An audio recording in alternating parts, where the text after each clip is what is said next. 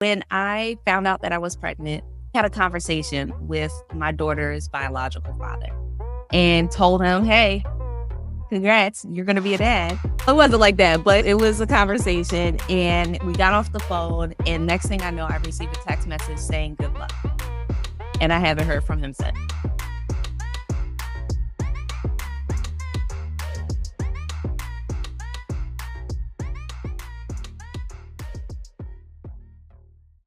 Out the mud.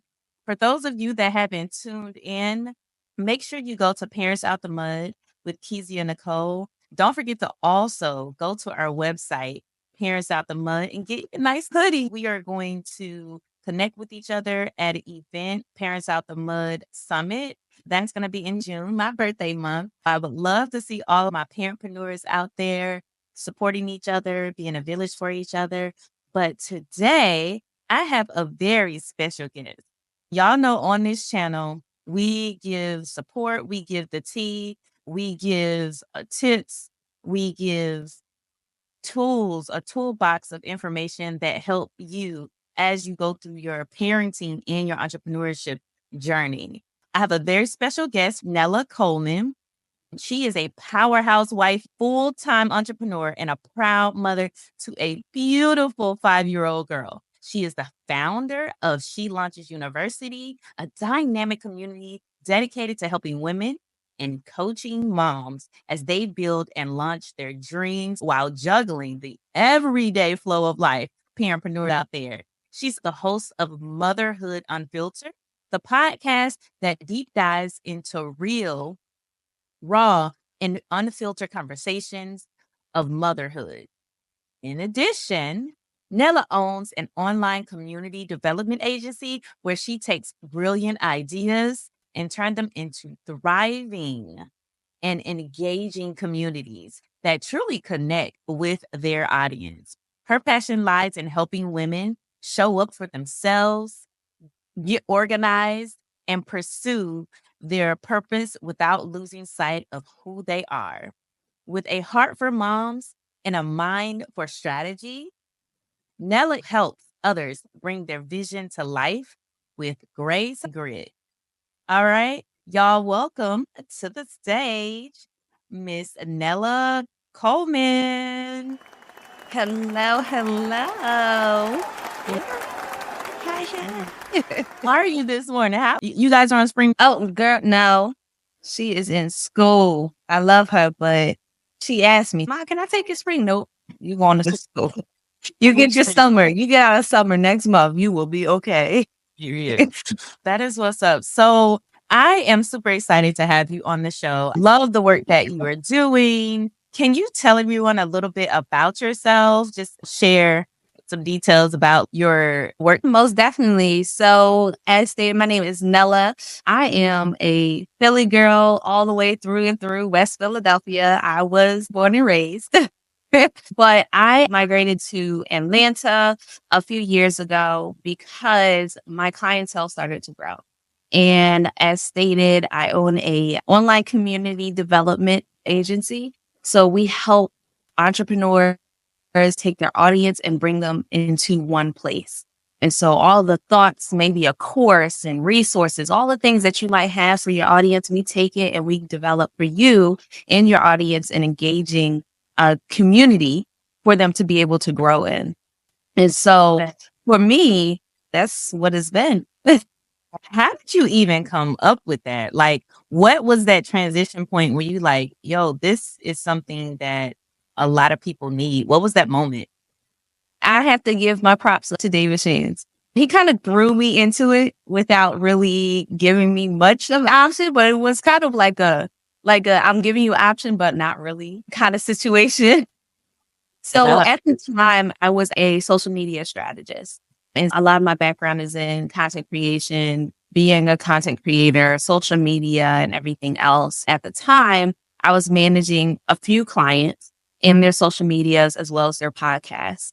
And one day, David called me up and he's like, hey, we started a community, myself and CJ, we started a community and I wanted to see if you want to be the manager for the community. And I was like, I could already tell by his tone, it really wasn't a question, but he wanted to give me the courtesy of trying to make it a question. And so I was like, yeah, most definitely. He was like, all right, cool. You start next week. I was like, okay. I didn't know what I was getting myself into. I didn't know anything about the community, even though I know a lot about podcasting and YouTube and social media in general. I didn't know much about the community itself. So I just jumped in feet first. The time he called me, I was on vacation for my daughter's fourth birthday. Jumped in feet first. And then after that, it just kind of rolled into its own thing and became starting to find new clients that need community management and building it into an agency. Wow, that is amazing because community, especially for parents in general, it's a thing. And really, for real, melanated people, because, we got to Hello. create our own communities because every time we build a community, them folks want to come and destroy it. So we got Mhm. to swerve, Yes. We gotta make our own table. period. So anytime I have guests on the show, I have a signature question. The Okay. signature question is the moment when you felt like you got it out the mud as a parent and Mhm. entrepreneur at the same time. It's one thing to work a job and manage parenthood, but Yes. running a business is like another Yes. child. So you can feel So like that, that. especially at the beginning, like you changing diapers for 5 years, right? Mhm. So what was the moment when you felt like you got it out the mud? Yeah, most definitely. So I'll give you like a quick backstory first. When I found out that I was pregnant, I had a conversation with my daughter's biological father and told him, hey, congrats, you're going to be a dad. It wasn't like that, but it was a conversation. And we got off the phone. And next thing I know, I received a text message saying good luck. And I haven't heard from him since. Hey. 3 months after that happened, at the time, I'm building my network marketing business and I'm doing well, making great money. And 3 months after I get the good luck text message, I get a notice of termination from my job. So at this time, I am 6 months pregnant. Oh my gosh. I'm relying on this health insurance. What am I about to do? I fought and fought, went to the EOC, the whole 9 yards. And I'm like, y'all not going to let me go. No way, no how. Eventually, they were able to push through the termination. And that's when I was like, all right, this is real. 2 days after the termination, I get kicked out of my house that I was living in. No.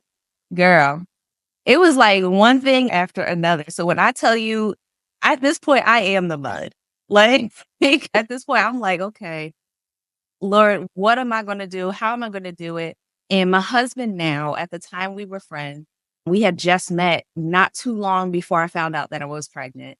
I sent him a text message when I got kicked out and I'm crying and everything. He's like, you know what? Come down to Baltimore. We'll figure it out. I bounced around from hotel to hotel for about 2.5 months. Thank God for some savings. I bounced around and then eventually he found a very small bedroom that I was able to rent from one of his friends. Wow. So it's baby's crib, and then maybe 2 feet away is my bed. Wow. Small dresser, small closet, and the two of us are living in this room. And mind you, there's 3 other people that live in the house too. And so I'm sitting here like, Lord, this can't be it. I'm door dashing every single day, taking the car seat out the car to go get the food and then come back, get the baby back in the car, then go. And then when I have to deliver the food, I got to take it out. And then eventually a light bulb clicked. My husband had told me, you need to write a book on your life because I lived a life for about 10 people. Yeah. And so he told me, you need to write a book. When I started writing this book, something said, you need to start documenting and creating content showing this journey. So that's what I did. I started holding baby in one arm, writing the book in the other, and recording. Wow. I am, at the time, getting more serious about my network marketing business and building my team. Because at this point, this is all that I have to pay me, to feed my daughter and make things work. And so one thing that I always taught people and as I was building my business was the hand that feeds you is also the hand that can starve you. When I lost my job, it was like, oh, it's reality now. that hand that was feeding you, that comfortable insurance, that comfortable 401k, everything is gone. You got to do some work. You got to put that legwork in. You said you want to be an entrepreneur. Now here's the time. Yeah. That was 2020 when my daughter was born. Ever since then, I have not looked back. I've not had a 9 to 5. I got serious about my network marketing business, which still pays me now. I haven't built it in a few years, couple of years, because I drilled down and locked in. I'm sitting on the calls, the meetings where they have you come on and try to get you to join. I'm sitting on the call, baby in arm. Like, this is real life. But it made people know and understand it doesn't matter what you have going on in your day to day, you can still do this business. For sure. And I know for myself, whenever you're trying to do something as big as business, like having a support system, and it sounds like, your friend was a great support system. Now husband, right? You go to those women conferences, right? And you're like, yeah, she's powerful. And then when you like have a private conversation with them and you like, so how did you go from A to Z? They're like, oh, my mom, my grandma, my auntie, my cousin, they watch my kids while I went and got my degree. And I'm just like, yo, I don't got none of that. It's me. For our audience, how did you build that village? What steps did you take to build that village where you are able to entrust someone to support you? Yeah, most definitely. First and foremost, trust is a big word, especially when it comes to my child, especially after everything that happened with her biological father. But for me, when it came to the people I found, they were all in the network marketing business. Me. We were on the same team and everything else. And even to this day, like one of them, she's become my best friend. She was my maid of honor in one of my weddings. I have grown a family. At the time when I had my daughter, I was actually my relationship with my parents was very strange. It was very strange. They didn't see her until a few months after she was born. So for me, it was very important to have people that I felt like no matter how shaky things get, no matter how much we argue back and forth, no matter how you may feel about me and I may feel about you, we can sit down like adults, have a conversation and keep it pushing. It came with intentionality on my end and on their end. I'm very big on energy. If I feel like your energy is off, if I feel like you might be a little funny and everything else, I can be professional. I'm a business owner, everything else, but that Philly is still there. If I feel like you're crazy, I'm steering the other way. My husband used to always say, you're so quick to write people off. But it's not that I'm quick to write people off. It's just that I know what I need in my life. If I feel like you can't give me the energy that I need from you, if I feel like you can't match me when it comes to wanting more out of life, if I feel like I can only give you 5% today, but you can still pick up the rest of it, if I feel like I need to have a conversation with you about faith, which is very big to me, my circle of friends, I'm very big on faith. If I feel like you can't match me in that energy, in those conversations, there's no space for you in my circle. You're either going to feel very uncomfortable or you're going to push yourself out. The energy is just going to push you out. I've had friends who come and they don't have that ambition and that drive to want more. They are comfortable in their 9 to 5. And then they get around my circle of friends and they're like, I don't belong here. They feel left out. And it's not to say that they don't, but sometimes you'll get around that kind of energy and you're like, wow, there is more to life. Let me figure this out. And then there's times where you get around that energy and that energy will push you out because you don't belong there. So, and that reminds me of having that village around you, especially when you are in a moment of frustration. Like business, I had 2 young ones, plus my granddaughter who's 8, so technically 3. When I'm in the middle of trying to concentrate, you almost got that idea, and then they come in, distract. oh my gosh, with the crying, with the like, how did you put your hand in that toy and say you got a deadline? What tools do you use? You are at the brink of frustration, and they didn't come in with their hands stuck in a toy or with Vaseline for body lotion all over your guitar. I'm sorry, I'm having a mom trigger right now. You have PTSD. It's the PTSD.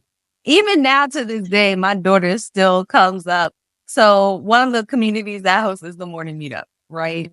So even now, if she's home during the time that I'm on the call, she will surely make herself known. She has no problem making herself known. When I tell you this daughter is her mother's child, she has no problem making herself known. And sometimes it's just like, you just have to involve them. I've learned to get to a place where I involve you because 9 times out of 10, the reason why they are doing what they're doing is because they want your attention in that moment. Because they see that you're giving attention to somebody else. They see your focus on something else. Now I want your attention because I feel like I'm not getting it over here. That's the only reason that you're getting those types of interruptions 9 times out of 10. And so what I've learned to do is just involve her. When I'm on a meeting and she comes over to me and she wants to start talking, I will sit her on my lap and just ask her to give me a moment while I'm talking. And she'll say, okay. And she'll just sit there. She's fine in that moment. Outside of that, if there are things that I know she can do for me, for my business, I'll let her take charge. My daughter is very independent. So if you give her a task and let her run with it, she will go. Sometimes if I'm doing something, I say, you know what would really help mommy out? And I'll let her know, even if it has nothing to do with what I'm doing. If I say, you know what, mommy really needs you to go do da da da da da. Okay, mommy. And she'll go do it. There are times where, for example, I just realized that tomorrow she doesn't have school. I was like, oh Lord, I got to figure something out because You're not ready. I got back to back tomorrow. I don't know what I'm going to do. And so I set up a curriculum because I used to homeschool her for a long time, for about 2.5 years. And so I set up curriculums for her. This is what she's going to do from the moment she wakes up until I have a break and so on and so forth. So that way she has structure. A lot of times these interactions and these interruptions happen because the kid doesn't have any type of structure. See, that was kind of going to be my next question because what I had to start doing, I'm a different kind of parent. So I had my little pow and practice with them. Practice. Sit on the couch and just be quiet for a minute. I had to literally have phone calls and practice with them. It's 2 of them and they just be bouncing off each other 24/7 and it just be too much. So that is a really good insight, writing out a curriculum. I think I knew to do that, but to hear you say it, it makes so much sense. What are some other ways or tools that you use to prepare your daughter or to prepare juggling mom? Because homeschooling and running a business, that's the thing.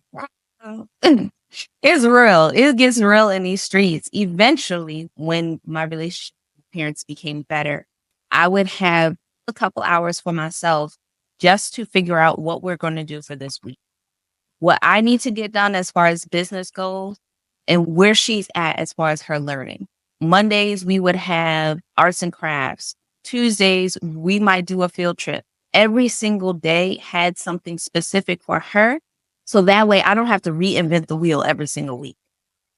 Every single week, I don't have to figure this out. I knew that one. Tuesdays and Thursdays, we're doing something with math and numbers. I knew Mondays, Wednesdays, and Fridays, we're working on our letters, shapes, colors, and everything else. Once I created a schedule for her, from the moment she woke up to the moment she laid her head down, I knew exactly what she was doing in every single time frame. Once I had her schedule, I knew where I could plug my business in. As much as we want to say, let kids be kids, they want the structure. Once you give them structure to operate in, it's game over. And they know it. They will learn the structure like the back of their hand. Just like when I wake up, I make my bed, brush my teeth, take a shower, maybe go to the gym, or maybe you got to get ready to go to work. Just like the structure our job gives us, we need to give our kids structure too, and they will follow it. It takes time, about a month or so for them to get used to it. But once we give them that structure, they're good. I know you were talking about the process that you were going through for homeschooling your daughter and managing her time. What is like the two top things that you would tell your younger self 4 years ago? It's okay to not have it all figured out. That's the first thing. I am a huge perfectionist. I don't like to launch nothing until it's ready. I don't like to, my husband, hopefully he not listening at this moment, but I do not ask for help. He'll be like in the background, no, she don't. I don't ask for help often. I'm that person that's like, I'll figure it out. It's okay to not have it all figured out. It's okay to not be the one to have to figure it all out. So that would be my first thing. The second thing is it's okay to not be okay and to recognize that you're not okay. After I had my daughter, I struggled with postpartum depression like nobody's business. And I couldn't talk to my parents about it because my parents, they're both pastors. But then on top of that, you know, that old school mentality, we don't talk about therapy. We don't talk about none of that. We don't do none of that. That's taboo for us. If it ain't preaching, we ain't talking. I remember coming to my mom and telling her, like, Mom, I am struggling so bad back and forth with depression.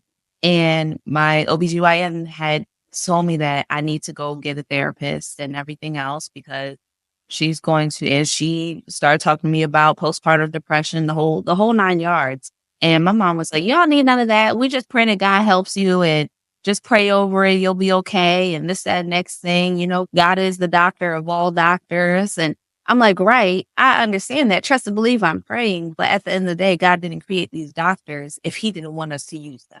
I wish that I had paid more attention earlier on, because as I started to go to therapy, as I started to dive deeper into the triggers of my depression, I started to realize that most African American women, most Black women, will deal with postpartum depression and not even know that we're dealing with it. And 9 times out of 10, we're dealing with postpartum depression all the way up until our child is about 5 to 7 years old.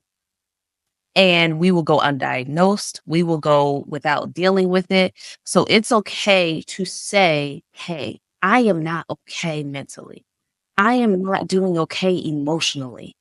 I am not doing okay physically. There were days that I didn't want to I was like, I just want to lay here in the bed. There were days where I would sit there and be like, Lord, I understand that it's a blessing to open my eyes another day. But today I honestly wish I didn't. There were days where I had those thoughts and I'm like, all right, I put my feet on the ground. Can I just get back in bed now? But no, I can't because I have a baby to take care of. I have a business to tend to. And so I knew it was okay to seek help. I knew that it was okay to say, hey, I'm not okay. I wish that conversation was had with me beforehand so that we prepare for it when I started to feel it.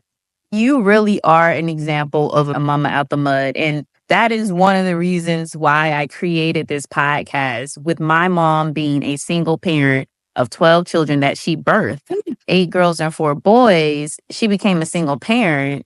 Bless her soul. I can't even imagine the postpartum depression that she did not heal from each and every time, on top of all the other things of not having the support. So much like you, she didn't have a support system. My grandmother had rescued her from her abuser so much because every time she would leave and go to my grandmother, she would go back and get pregnant again. Leave, go back, get pregnant again. Leave, come back, get pregnant again. She had 4 children when she met my father, and I was the first of the 8 children they had together. She just, now that I'm older, you know how you have those memories and things like that. And of course, we were a church family. I'm a PK too. I'm looking at her work a job, getting paid $11 an hour for a financial institution, being exhausted. And I adopted a lot of those habits that she had, which was being an unengaged parent, exhausted all the time. I didn't realize that my exhaustion was from watching her be exhausted. So my process was get home for work, feed them, go to sleep. Everybody go to sleep at 7. It ain't no playing, it ain't no homework, it ain't none of that. And literally for a long time, that's the way that I function. There are a lot of parents, specifically moms out there, especially if they are exhausted, that are just going to work, feeding their kids, and going to sleep. Going to bed. That's all they're doing. But I later on saw how it negatively impacted because I didn't get a chance to spend time with her, bond with her, lay on her lap, hug her. You know what I'm saying? All of the stuff that we allow our kids to do now. I guess my question to you is, if you were a resource to my mother back then, if you were a part of her village, because she was a seamstress, she could have started a business, but she didn't have that support system. She needed to start a business, honestly. Like with 12 children, right? Like $11 wasn't enough. What? Not enough.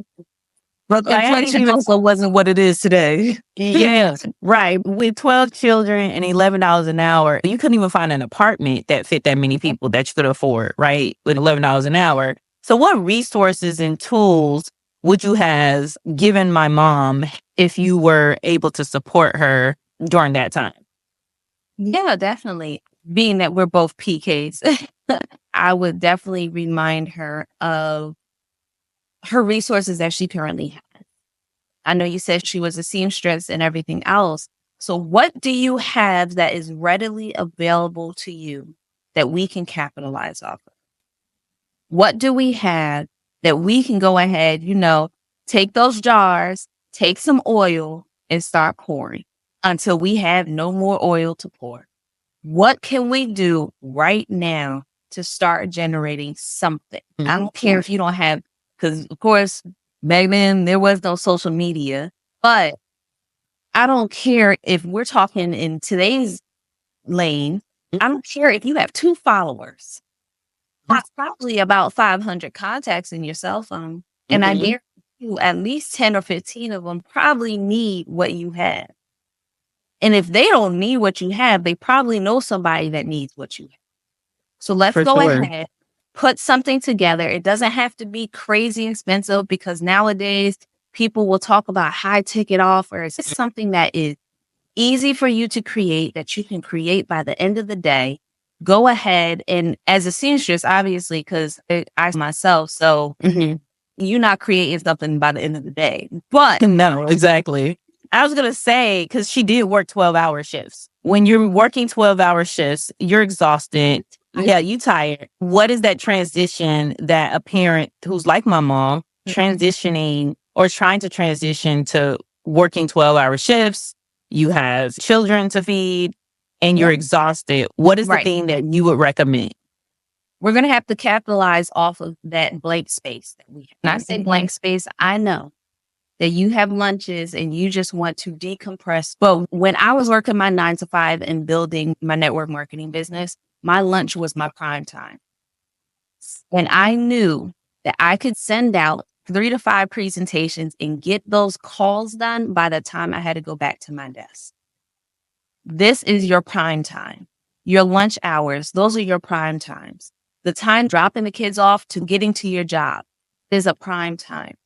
A lot of times as a full-time entrepreneur, myself, and I know many full-time entrepreneurs experience the same thing, we get so caught up in the time is now mine. And then we end up losing the time because we are so comfortable with the fact that I can go ahead and run my errands. I can fold the laundry. I can do this. I can get stuff done now. And then the day goes by and we're looking like we didn't do nothing for the business. Whereas somebody, when I tell you, if you ask an entrepreneur that is maybe not necessarily somebody that's so high up in the game and they making the millions and everything else, but when you ask your everyday entrepreneur, if they are jealous of a 9 to 5er and their schedule, they may say, no, I'm not jealous about the fact that you have a job, but they will most likely be jealous of the fact that you have a built-in discipline.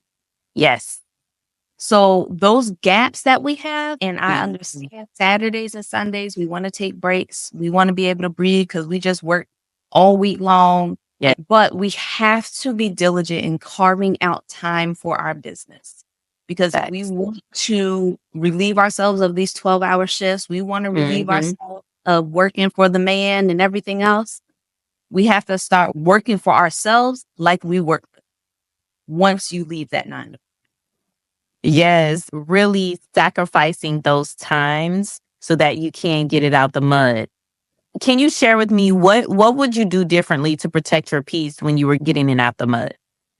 Ooh, what would I do differently? I would not share everything with everyone. That's on point. Even to this day, I still work on it where I will get really excited about something. I will share something. It could be something as simple as my husband and I, we're currently looking for houses and things of that nature. And I will call my mom. My mom and I, now that we don't live together, talk to each other every 2.5 seconds. We will call it the smallest, hey, I just painted my nails. Like it's a total, it's a total meeting, right? Yeah. But there are times where I will call her excited about something happening in the business, whether it's, hey, we just saw a house that we love and it costs this much and the monthly mortgage will be around this much. And she will deflate that balloon in 2.5 seconds. Oh my gosh. Right. And it's Yeah. not because she doesn't want me to have what I want in life. My parents and generations before me have a certain mindset. Right. And so that is the biggest thing. Even now, I'm still learning to refrain from sharing certain things with certain people because the quickest way to kill a dream is to share it with somebody with a small mindset. That's your baby. You have to think of it as an infant. Most parents don't take their baby out to see everybody and their mom for the first month. That's Right? true. We don't want all the germs. We don't want all of the, it's very people that get that privilege to see a newborn baby. The parents, the grandparents, the aunties and uncles, and the godparents, and maybe a couple close friends are the only people that will be allowed to see a newborn baby within the first month, maybe even longer. That's right. Same exact way when we have these ideas and everything else. That's not to say don't tell it to somebody that you know that's going to hold you accountable, though. If you know somebody's going to hold you accountable to what you say, tell them. But if you know this person is a dream killer, keep it to yourself. Sometimes they be disguised as, oh, I'm just here to help. So what you know, what you doing? I'm so proud of you. I see everything that you're doing. And then you be like, yeah, because I'm doing this, I'm doing that, I'm doing this, I'm doing that. And then be like, oh, yeah, well, you probably don't want to. This is just my suggestion. Tell people all the time, if they don't have a life that you want to live, don't listen to them. Wow. Yeah, does that go for a parent? Because I have a child that I be trying to tell stuff. He's like, well, you don't got it. And I'm like, girl, oh, look at what I did. Look at what I'm telling you. Right. But that's the thing. In an example like that, he ain't good for you. He ain't no good at everything else. By all means, there might be something that we just rose glasses and everything, right? But if it's your dream, your business, if it's something like building your life and you know that this is going to bring something better for you, and then you have that parent that comes, well, I think you might need to pump the brakes. You sure you want to do? Look at what they have going on. If they ain't got what you want in their life, here, let it go through one ear and out the other. I love my parents, but I'm going to let it go. Yes. So, looks like that's a sign. Yes. Thank you. You dropped so many gems for our audience. I would love for you to share some of the things that you have going on. Tell my audience what you have going on. How can what you do support my parent entrepreneurs out there? Yeah, I have my podcast, Motherhood Unfiltered, that is launching. By all means, please go ahead and find me on YouTube, Motherhood Unfiltered. And also, you can find me on Instagram and TikTok at Always Nella. All my handles, Always Nella, okay? But I have an amazing community that is made for parents, more specifically for moms as well as women who have those baby dreams, and maybe you don't have that community, maybe you don't have that support system where you feel safe enough to share your infant with.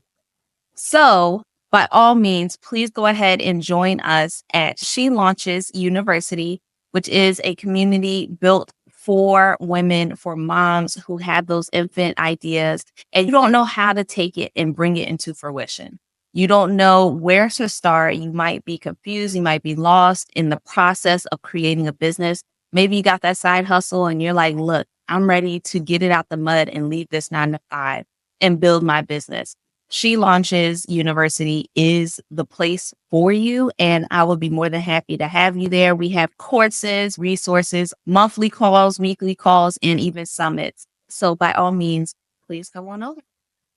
That is absolutely fantastic. Y'all make sure you connect with She Launches University. Listen, there is no point in reinventing the wheel. You hear me? Absolutely no reason. Go to She Launches University. Okay. Because we out here for each other. And so I am so grateful for Nella, you being a part of my village, pouring out the way that you pour out.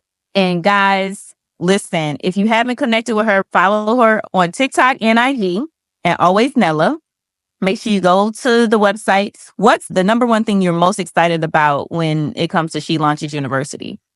The number one thing I'm most excited about when it comes to She Launches University is creating the different summits and retreats. I have a few events coming up in the pipeline this year, and I'm excited. Yes, it's amazing to be online with people, but I'm excited to get in the room and help people to really be able to cultivate and bring to life their dreams, ambitions, and goals.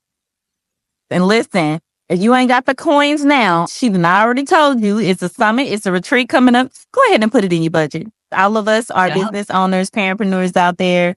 Put She Launches in the line, okay? Make sure you connect with her.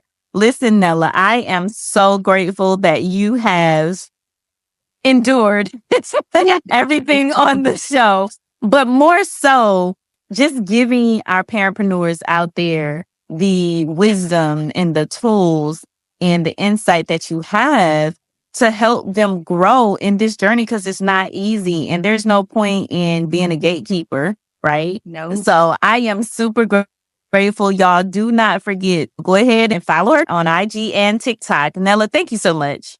Any last words to our audience? Go follow your dream. Don't share it with any dream killers, and take care of it like it's your newborn baby. Okay. All right, y'all. Thank you so much for tuning in to Parents Out the Mud podcast with Kezia and Nicole. Don't forget to go to parentsoutthemud.com and like, share, and subscribe. Peace.